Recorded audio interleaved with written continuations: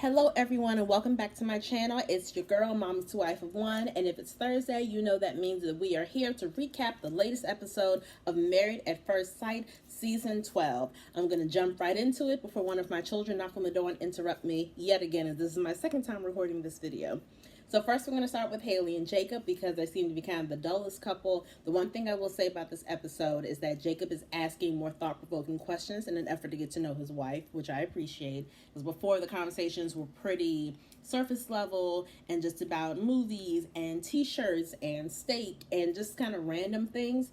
And so I like that he's making an effort. I still don't necessarily feel chemistry between the two of them, but at least I can see the friendship growing. I see them laughing together. So I see a little more potential there than I did before. Next, we'll go to Clara and Ryan.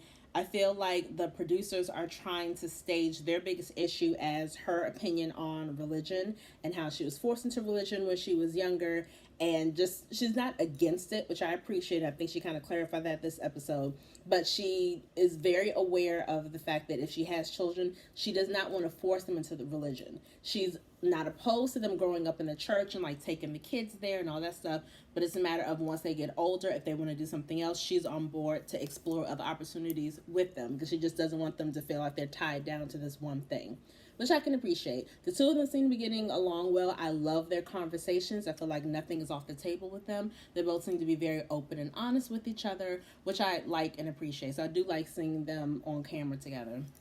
Virginia and Eric, she's painted as the party girl, but I feel like this episode she expressed some of her worry about being a pilot's wife and what exactly that will look like. And he made mention that he's basically gone half of the month traveling. And, she expressed concern like, well, what if we have kids? That means you're going to miss things. And I'm just a little worried about what this means. And he said something that I thought was sweet. He was like, I feel like since the experts paired us together, they paired me with someone that they knew would handle it, that they have faith would handle that particular situation. So we'll see what happens. Right now they're on the honeymoon and everything is great. And he hasn't had to travel yet. And she hasn't had to be alone yet. So we'll see what that looks like. But I like that the focus was not on her and her partying and her drinking. I like that they kind of flipped it and showed some of the worries that she has about being married to him. Brianna and Vincent, I think, are next. I really like them as a couple. I think physically they are so attractive together.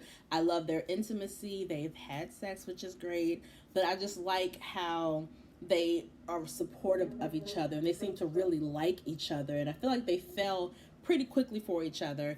Also, one part that just freaked me out is that they had a nice romantic dinner on the sand. He carried her over the sand, which was so beautiful and sweet. But then they played footsie under the table, and I hate feet, and that part grossed me out. I don't want nobody's man or woman or grown feet touching mine in any way. So I didn't like that part, but that's just a personal choice for me. But I like the two of them together a lot. Paige and Chris. So basically the episode started with Chris talking to the producers, who don't typically break the fourth wall, though I feel like it's been happening more and more. But they were talking to him and basically saying to him, you need to tell Paige she's your wife. You need to let her know what's going on. Long story short, he got a phone call from his ex-fiance. Now, as a recap, he and his fiance broke up 3 months before he got married to Paige. Right?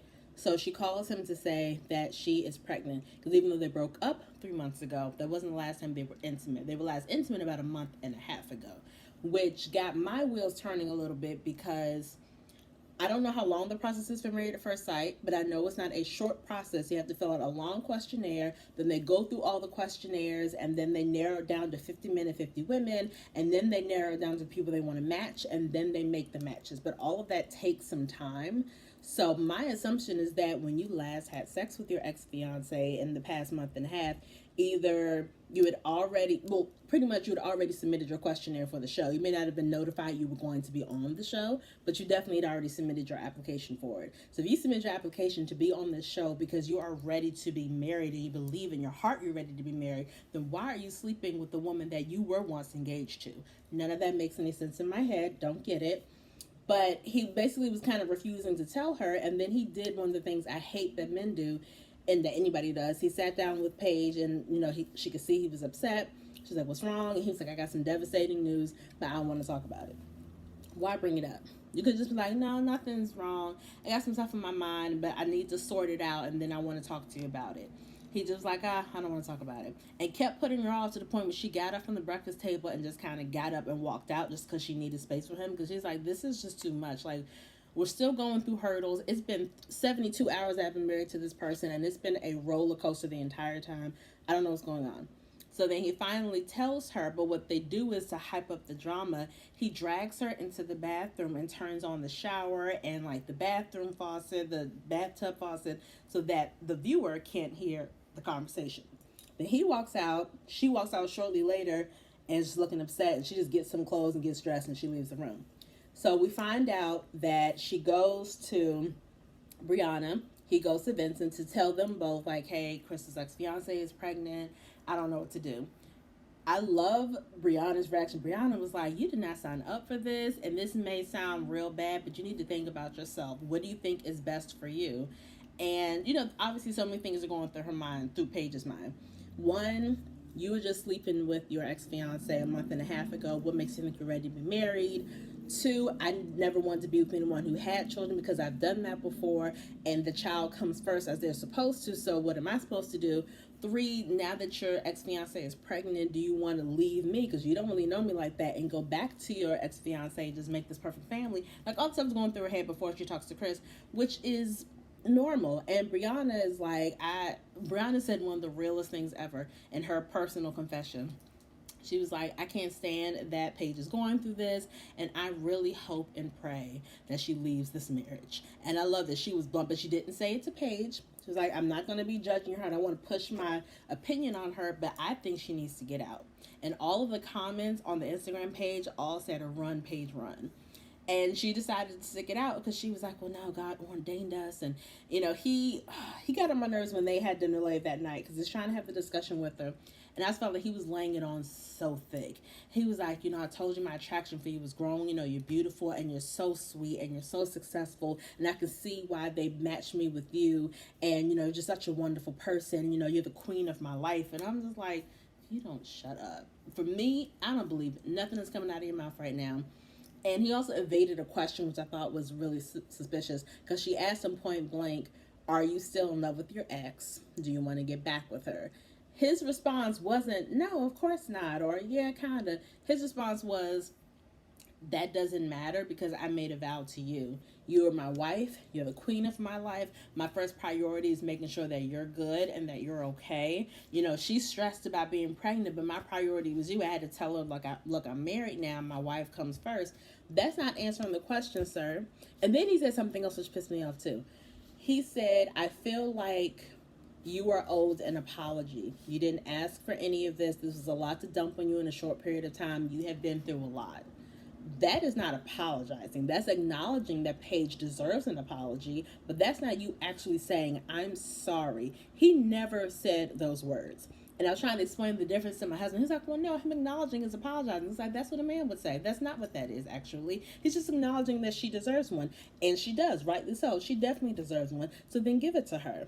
He never said, I'm sorry. He never said, I'm sorry I'm putting you through this. I'm sorry that I signed up for this experiment and still messing with, my ex-fiance. I'm sorry that I slept with you when I wasn't attracted to you initially. I'm sorry that I sexualized you. I'm sorry for whatever you think you did. He never once said, I am sorry. He just acknowledged the fact that she deserved an I'm sorry, and that is not the same thing. So that blew my high, and I was just so upset with him, and I still don't care for him. And then they get around the other couples and tell all the other couples the news. And I love the fact that as soon as he broke the news, both, what's her name, Clara and Jacob, both just drunk their champagne, like, okay. But they were all like, Paige, we're here for you. We support you. You're the strongest person I've ever met, and blah, blah, blah, blah, blah. And Chris had a little attitude, like, I feel like they're showing all the support to Paige, but not showing support for our marriage. It is not about you right now, Chris. Paige has been dealt an awful blow. And Paige even said, I feel like I got the short end of the stick, which he absolutely has. So, of course, all the women are like, yo, I got your back, Paige, because they have her back. They don't have your back necessarily because you haven't shown that you deserve it. So, of course, they're going to kind of rally around Paige. They never said Chris was a dog, but I think them rallying around Paige is saying, not only do I have your back, I have your back no matter what you decide to do. If you decide to stay in this marriage, hey, I got you. If you decide not to stay in the marriage, hey, I got you. We got your back no matter what you decide. So I understood him being a little like finicky about it, but it was like, I don't give a freak how you feel right now, Chris. Paige needs to support a little more than you do. Like, honestly, coming from a woman, probably. A man, probably, nah, man, because he got dealt a blow and blah, blah, blah. That's fine. I'm a woman, so I don't care about Chris's feelings. But then Virginia and Eric came, and they kind of made things a lot worse because Virginia was like, oh, well, is it yours? That is a very rude question to ask somebody. And so I understood him having an attitude with that because I felt like everybody else just immediately said, oh, okay, that's a lot to handle, but we got your back, we got you. And Virginia and Eric just seemed to pry a little more. And I don't know if it's because Virginia had been drinking or what the situation was, but they definitely were a little pushier and a little nosier than everybody else there. So I understood Chris getting an attitude. But then he did something I thought was strange. Before Virginia and Eric got there, he was whispering in Paige's ear, and I guess he was basically telling her, like, I'm feeling panicky, I'm feeling a little closed in, I gotta walk away for a minute. So he walked away, and he was like, it's hard sitting there with all the couples, and they all seem happy, and like they're really liking their spouse, and I can see Paige isn't happy, and I'm not happy, and it's just a lot to deal with. So if it's a lot to deal with to be around a bunch of happy people, your solution is to leave her there to deal with all the happy people by herself? I thought that was selfish. Now, I understand you feeling some type of way, but I would have been like, hey, Paige, maybe we need to just kind of go and continue to talk, continue to like plan and figure stuff out. Maybe this isn't the best time for us to be with everybody. I feel like I would have done that as opposed to leaving her with all the happy people and going off by myself to get myself together because you don't know how she's feeling. Maybe she's uncomfortable with everybody being happy as well. So that was kind of selfish. So I don't know what's going to happen next week. It looks like there's definitely going to be some friction between Chris and Eric. So that will be entertaining if nothing else. But still don't like Chris. I don't think anybody likes Chris at this point. Yes, your fiance, if she waited to tell you that she was pregnant, yes, she should have told you, absolutely.